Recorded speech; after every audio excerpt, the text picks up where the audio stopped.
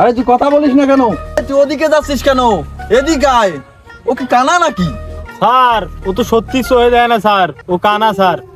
Sir, এলাকায় তো যুব সমাজ নষ্ট হয়ে যাচ্ছে, কেউ মাদকাসক্ত, কেউ জুয়ায় আসক্ত। আমাদের তো কিছু একটা করা দরকার, কি বলেন? হ্যাঁ, তুমি ঠিকই বলছো। দেশের যুব সমাজ নষ্ট হয়ে যাচ্ছে, দেশটার বেহাল দশা। এই দেশের বাপ মানি। স্যার, ওই যে দেখেন জুয়া খেলতেছে। হ্যাঁ, চলেন স্যার। আমি ইন্সপেক্টর বাবুল গাম, আমি মাগনাই করি কাম, তারপরেও মানুষ আমারে দেয় না 2 পয়সার দাম। এই কনস্টেবল, আরে ছিম স্যার কোনটা রে? এইটা রে। ঠিক আছে।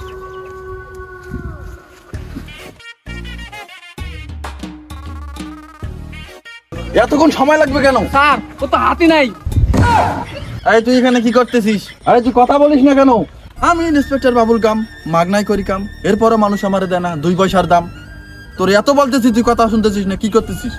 স্যার ওরা জিজ্ঞেস করতেছেন ও কথা বলবে কেমনে স্যার, ও তো আসলে বোবা, ও কানেও শুনে না, কথা বলতে পারে না। তাহলে তুই এদিকে আয়। আমি যাবো।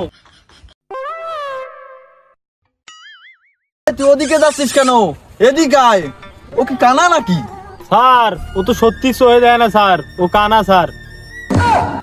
আমি ইন্সপেক্টর বাবুল গাম, মাগনাই করি কাম। থামেন স্যার, আপনি ভুল ভাল জায়গায় আসেন বলে মানুষ আপনারা দেয় না 2 টাকার দাম।